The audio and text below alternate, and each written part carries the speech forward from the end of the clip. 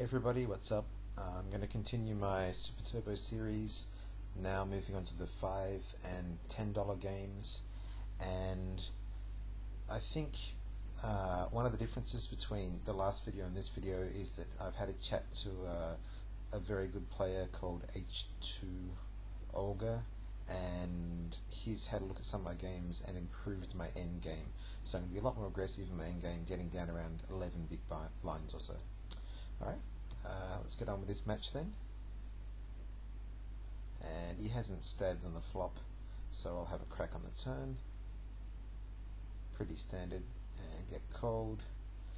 And I don't think he's that strong, so I'm going to try and fire the second barrel here. I think he's just calling an air, but I could be wrong. If he turns up with a king or something, I feel like a goose. Yeah, I mean, he hasn't sort of bet on the flop, hasn't bet on the turn. I mean, he's not going to turn out to be very strong.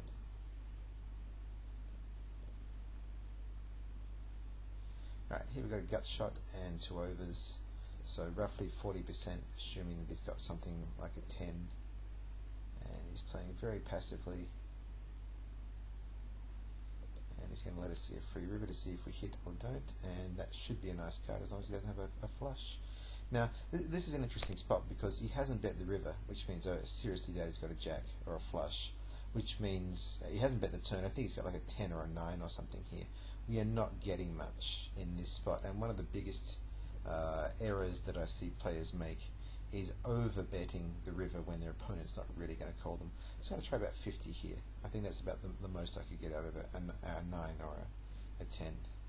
And he called, and I'll check what his hand was, and he had a 9. So I think that was just about the right bet sizing there. Right, I'm going to shove my pocket pair here. That's pretty standard, and get rid of the window there. And alright, now I'm going to start limping hands or shoving, and only min raising good ones. He's got a, what's that, a bit less than 10 big blinds, but because he's so passive I'll try limping this. Otherwise against a normal opponent I'd probably fold. And yeah, he's going to let me limp and stab. And now we just need to bink a spade or a 9. And he's being very passive, and we can't bink. So we'll keep this one up. I don't think I'm pushing off a 7 or an 8 or whatever he might have. Oh, or perhaps a 9. Yeah, 6, 9. Okay, cool. Alright, and he's down to, what's that, about roughly between 7 and 8 big blinds. So I'll be looking for anything shovable from my button or big blind. And Jack 4, I haven't checked. I've been using the Chubakov chart. I haven't checked that Jack 4, but I don't think it's shovable for nearly 8 big blinds. And I'm not going to try and steal this. Doesn't look very realistic for me to check the flop, check the turn, and then suddenly fire up on the river. He's not going to believe me.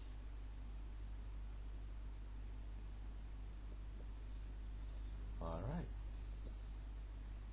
Jack Queen, shove that, that's standard. At a bit over 8 big blinds. I'll be shoving that probably 10 or 11 big blinds. Basically I'm shoving a lot more aggressively around 10 big blinds or 11 big blinds, 12, that sort of stage. And here we hit bottom pair, and this guy's so passive I could probably bet and he wouldn't punish me, but I just think I'll check it down. And that's not a very nice turn of river, so we'll see if we can get to showdown here. And no, we can't. I think if he bets, then we're in trouble. Bottom pair is not going to go too far. Alright, 10s. So this is obviously in the raising range because it's super strong. We don't mind seeing a flop with it, and we want to give him the illusion of fold equity so he can shove over the top. And that is about as good a flop as you're going to get for 10-10, apart from one that's got a 10 in it.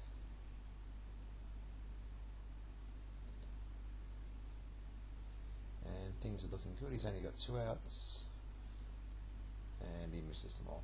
So that's the first match, and we shall move on to the second one then.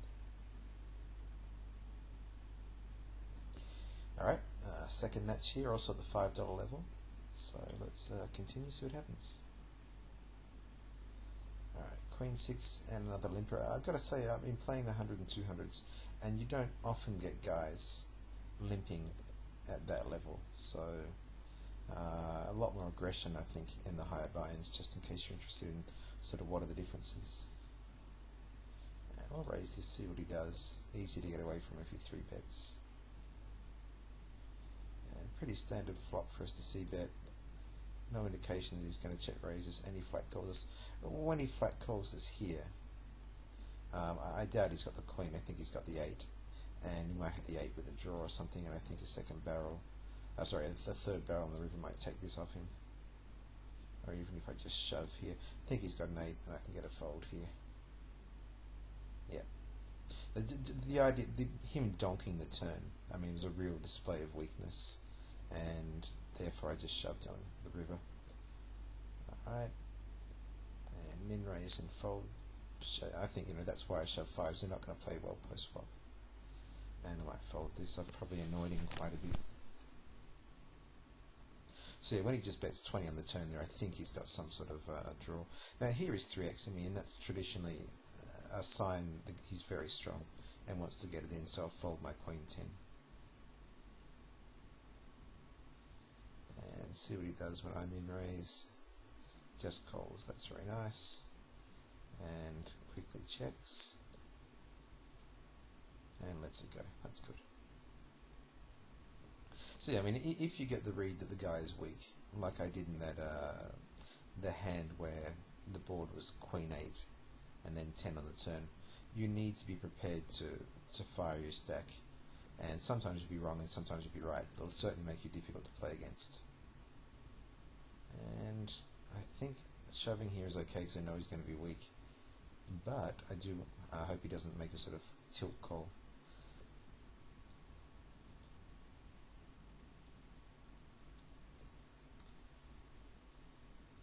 Alright, not going far with 6-9.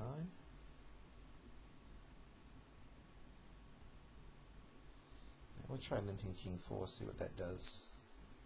And he shoves, he's returning the favour. Okay, so I'll adjust now by limping a strong hand, if I can catch a strong hand. And I might just flat him here and let him mess up as badly as he can. And he doesn't bet, which sucks. Let's bet the turn there, that should bring him lots of draws and stuff. And he's got 2.15 left. What's he going to have here? Let me think. There can be some missed draws in his range. So I might try about 120. Yeah, with the missed draw we might get looked up by, you know, by ace high or sort of king high. Oh, we get king aces again, that's sick. And just min raise those, let him have the last say and shove on me. What he doesn't want to. What did he have last time? Yeah, ace 5. That's what I was thinking, that the smaller part of his range might have hit the board, of his ace-x range. Alright, fold that. Sorry, close that, I mean. Alright, queen 4 beats 8-4 as it should. And this is an easy shove. And yeah, I mean, he's down to like 100 chips. I wouldn't be folding much for 100 chips. And what's he got behind? There's 60 in the pot, and he's got 70 behind. Alright, we'll just chip it in. He's obviously got a decent hand to min raise, but we have, oops, yeah, we have, you know, pretty good pot odds to call there. Alright, so that's that next one, and we'll decline him and go find ourselves a new opponent. Alright, match number 3, somebody new, I think. And suited connectors, especially low suited connectors, don't play well in these super turbos, and because you're not really deep enough. One of the big mistakes I see people make is calling these when they're shallow, but I think at 25 big blinds is okay. And miss, and obviously we'll give up if you see bets. And that's all yours, sir. Yeah, so basically I'd be calling them down around 20 big blinds, and less than that I would probably rather fold my suited connectors. And alright, looks like we've got someone aggressive, so I will give him the big red mark, which I do, and we'll just shove over his limp here. Don't think he's going to be particularly strong unless he's trapping us. And ace-8 is good enough to shove over his limp, but it's not the greatest hand to sort of see a flop with. Alright, picked up a flush draw here. Might just bet 40 rather than 20 so that he doesn't get the feeling that he can mess us around. If I bet 20 he might make a move, whereas if I bet 40 he might be less inclined to make a move. Alright, and we shall 3-bet our 9s here.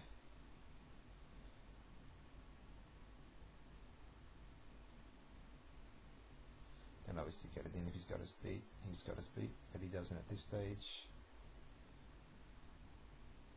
Well, lots of outs on the river for him and he misses, which is unfortunate. Alright. So he's a bit aggressive there, getting it in with ace-4 over a 3-bet. I think that's a little bit light. Oh, ace-jack, very nice hand, sir. Ran into a monster.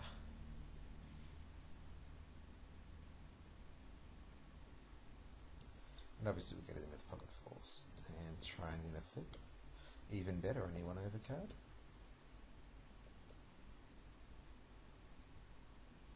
Alright, these matches are all going okay, and getting through them fairly quickly. I'll just fire up another one then. Alright, and this match is at the $10 level, so we've played a few of the 5s, and now we're going to see what's going on at the 10s. And see what interesting spots come up. Alright, start off min racing, see how he deals with that. And obviously I'll c-bet here. I'm not so happy with the 3 big cards, but I've got no idea what sort of player this guy is. Alright, when he flats me, I'm seriously thinking he's more likely to have a jack rather than an ace, so therefore I'm going to fire again. Alright, and he lets it go. So maybe it was weaker than the jack. I think he would have called the jack a lot of the time. And limping, very nice, sir.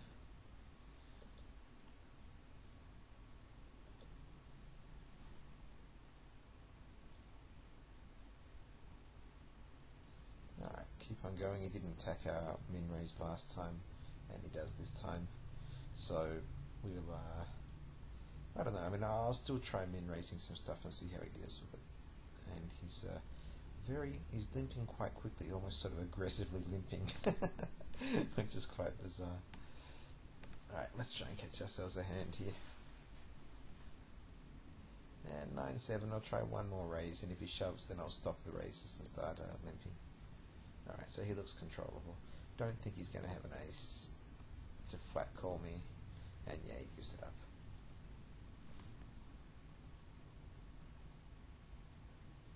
And the 3x. This honestly has to be the biggest leak I see amongst players. Variable raise size. When I see that, I think either the 2x or the 3x is weak, and I'm going to attack one of them if I can work out which is the weak or strong one. I might try limping, see how it reacts. Lets me limp. That's very kind of you, sir. And I shall stab. And 2 times out of 3 I shall take it down.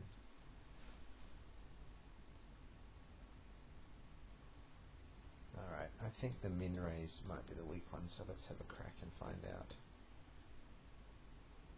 Yeah, it was. That variable raise size, I mean, you know, that's just a gift. That's just a present. Sometimes 2xing and sometimes 3xing. Well, guess what? If you're going to do that, I'll take your stack off you by shoving over the top of your 2x's when I think they're the... oops, he trapped me. Oh, no, you didn't. When I think they're the weak ones, and I'm running like very, very well in these. Been running poo for a month, and now all of a sudden I play the 5 and 10s and run great. The irony.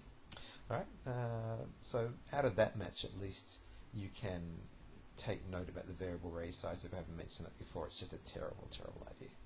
Alright, and we'll move on to our next match. Alright, so so far I've been doing this for about, 13 or 14 minutes. It's been pretty quick, these matches, that's for sure.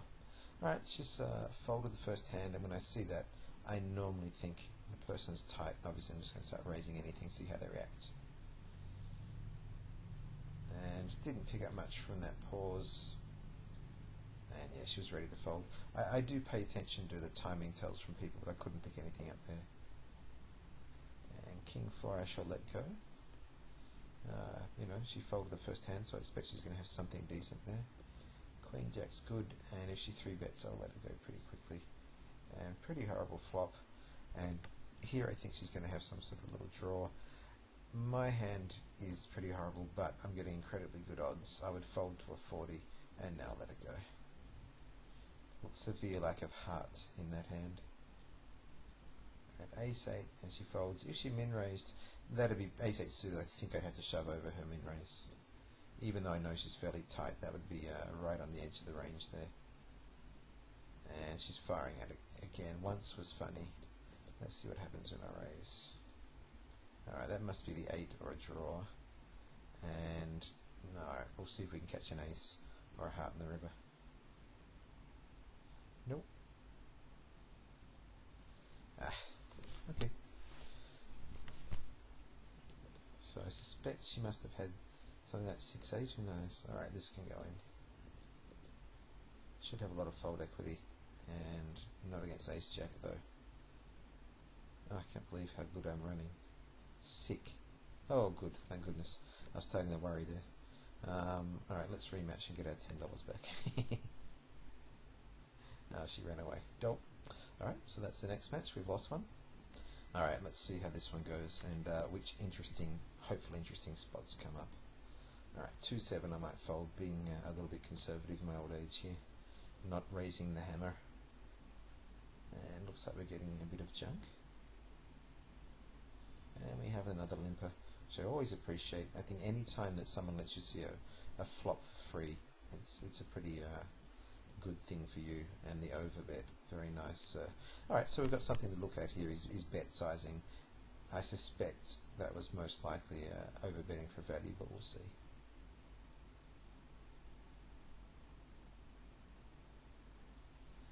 And the old Shovsky.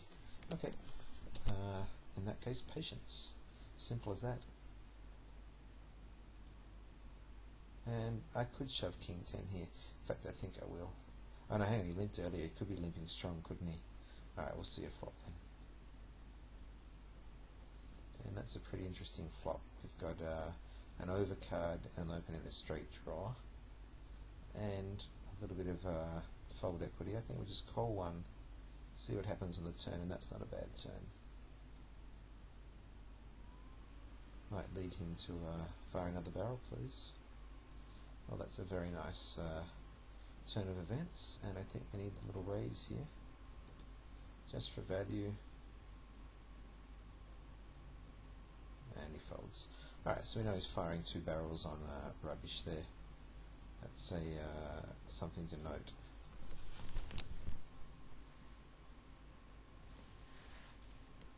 And his second barrel was pretty decent too, as in decent size.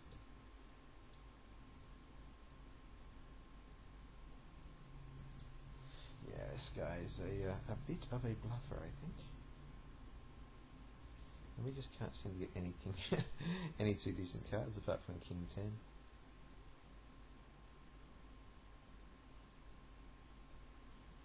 Let's have a crack here. Any luck? Yeah, limp and stab. It's gonna work fine. You know, if I can get away with that on my junk, then good-o. He's getting away with a lot of limps, and not much I'm doing here. I just can't see a lead a flop except for that one where we nutted it. But we had the lead, so we shall be patient. And I might try limping this, see if he wants to attack it. Who knows? Might get lucky. Nope.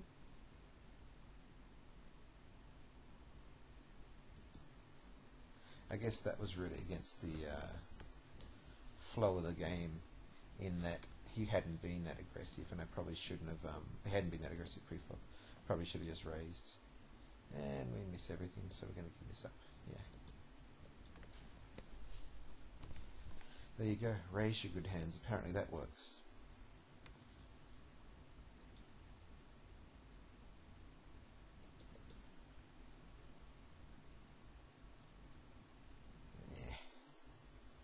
This is a dodgy old spot, but we're going to have to raise him and hope he doesn't ship.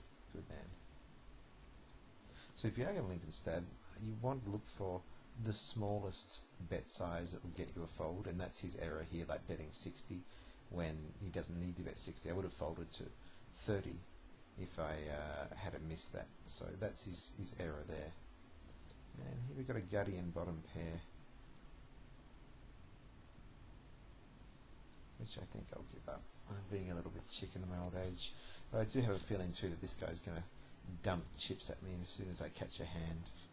What I have to do is basically catch a hand and check, and I think he's going to be shoveling chips at me. Alright, might bet this one. Double gut shot, and we don't want him betting 60, and that doesn't work out too well. Okay.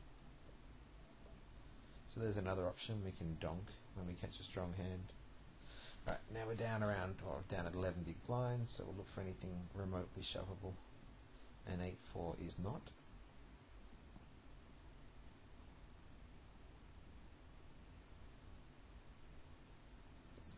And his first raise of the day. I think we can give that a wide berth on 8-4. And 3-9, no good. So basically need a hand at this stage. Hand would be nice. Haven't had a hand much except for that King 10 hand.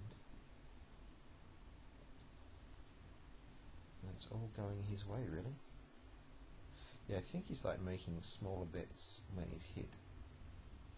Queen 7, we can shove, and shall shove, and get a fold, goodo. And Ace 5 as well, obviously.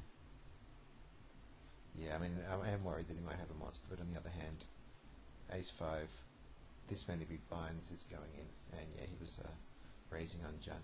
So there we go. And 8-2, we just let go.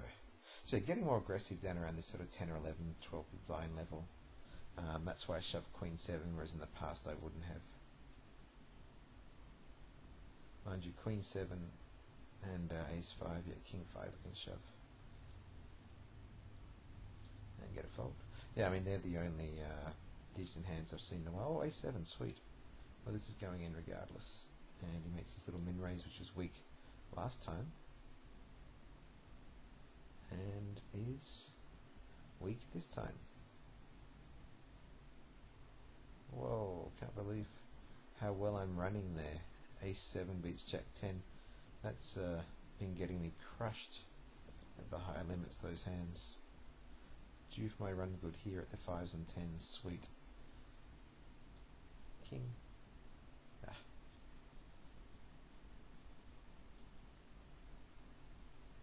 Alright, and calling this for 5 big blinds.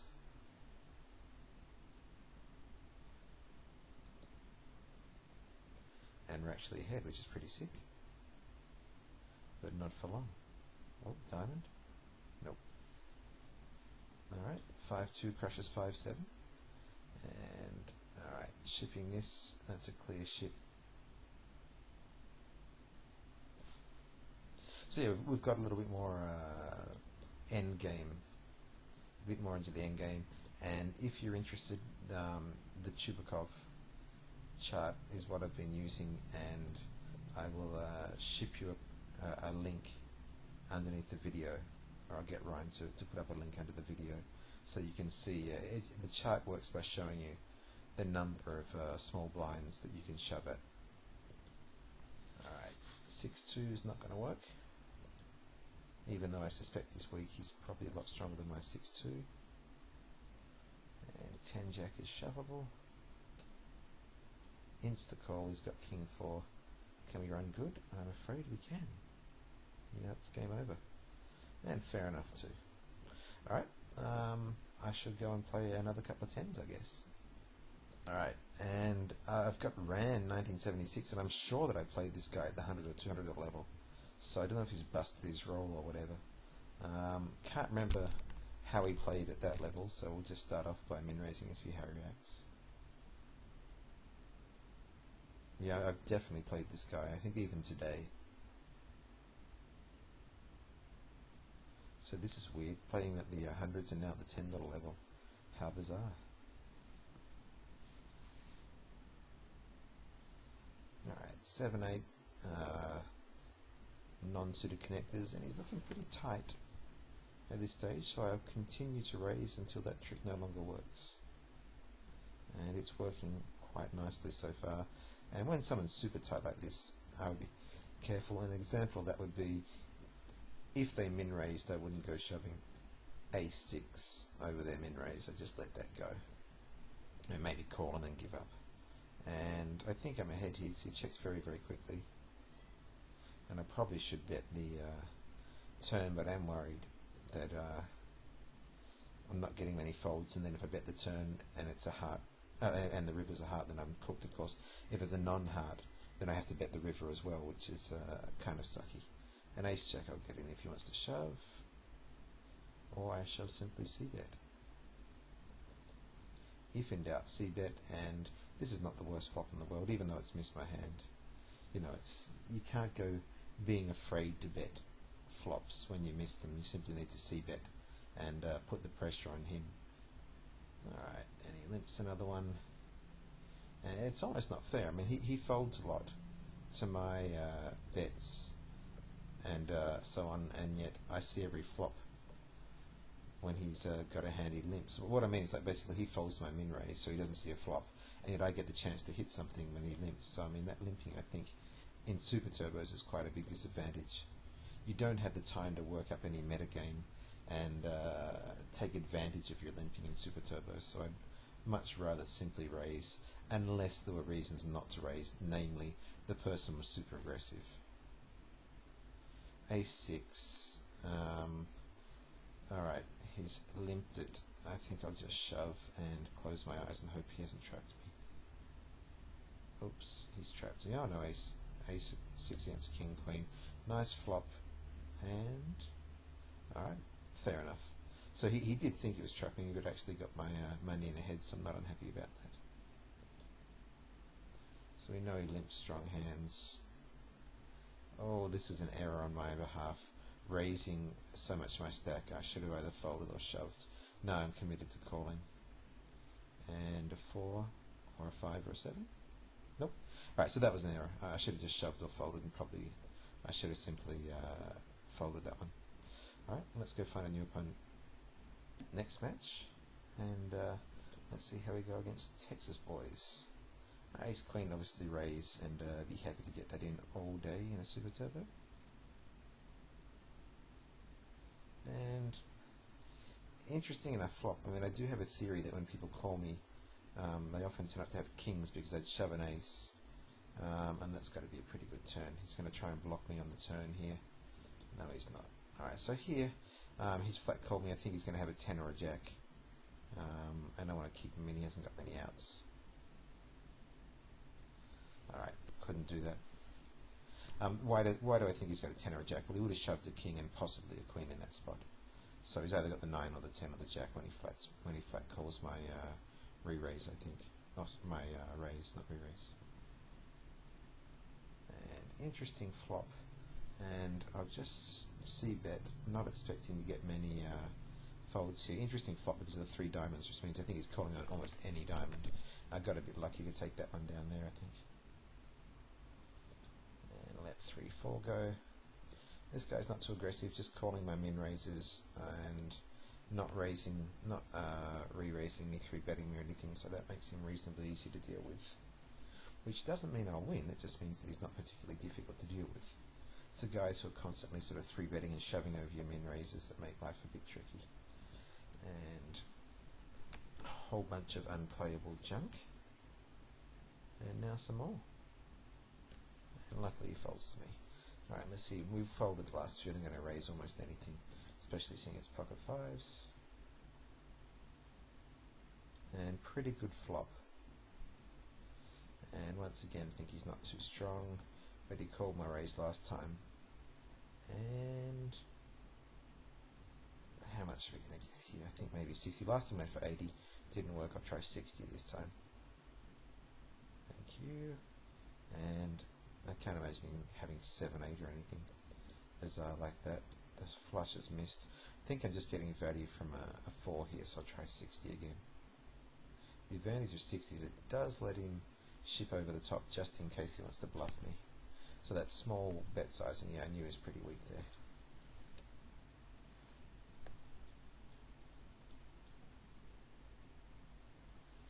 And he's down to, what is it, 7, basically 7 and a bit big blinds, so shove my queen jack.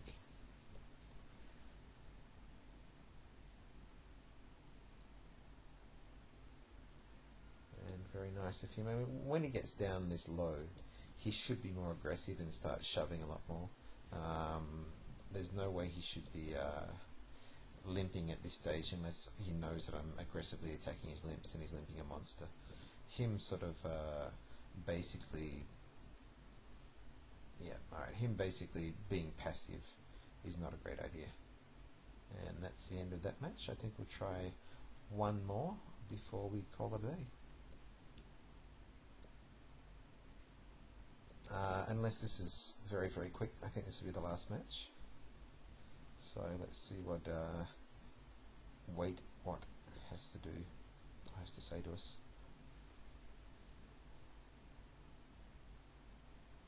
Alright, 3-2, I'll fold and then I'll probably raise the next button regardless of what I've got, just to see how he reacts. And Queen 2 I'm not going to call if it raises. Luckily it limps, and this is what I'm noticing at these levels, an awful lot of limping, or perhaps another way to put it is a lot of awful limping. It's not really good poker, I think, in super turbos. It's not winning poker. So definitely try the min raise and c-bet option when you're playing these things. And I'm not calling. I think he's got my 2 beat. I probably should have. I mean, I could have bet the flop, but you know, most people don't fold to a donk out of position in these things. And he folds, so he looks reasonably tight. And ace-9 is obviously good enough to get in, but he folds to me, so that's not happening. And I think I'll just keep min raising here, simply because he folded so quickly to the last one.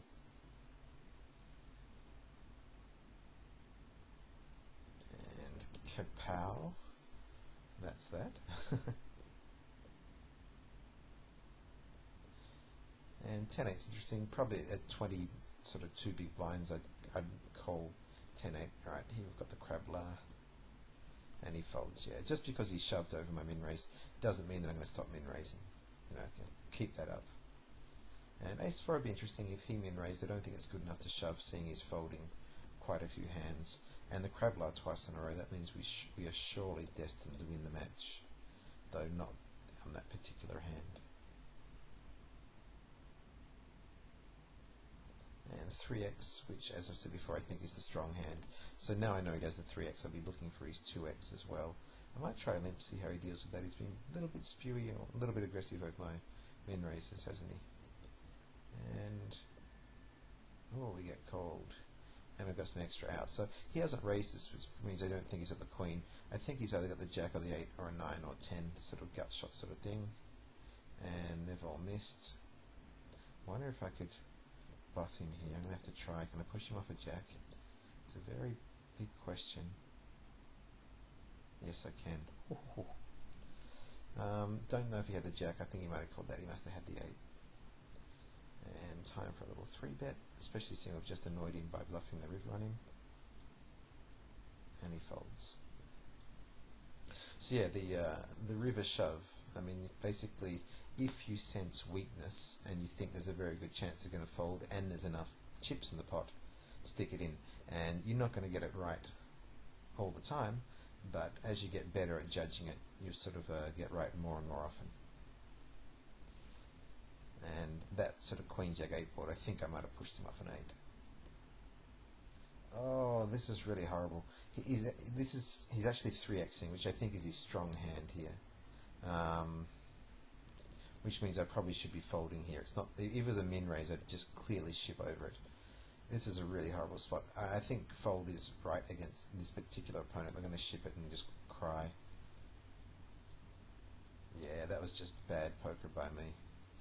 And I get duly punished. And I deserve that. I mean, I knew that I was beaten, and I knew that I should have folded. And yet we don't always make the right decisions. Sometimes we sit there and think to ourselves, this is what we must do, and then for some reason we make a wrong decision. So even though King Queen's a monster against this particular guy, that was a fold, I feel, which is a pretty weird decision. All right, what have we got? 5 big blinds. This is going in. Fold, please. Meh. Good call from him. And we miss all our outs. All right, so that's the second Super Turbo video, and I think a couple of interesting spots. I mean, certainly that King Queen is a bit sort of weird in that I really felt I should have folded it, and should have folded as it turned out. And the second one was sort of the shoves you make when you feel that they're weak. If you feel they're weak, just be ruthless and pull the trigger. Alright, it's been a pleasure, and until the next one, I hope you all run good.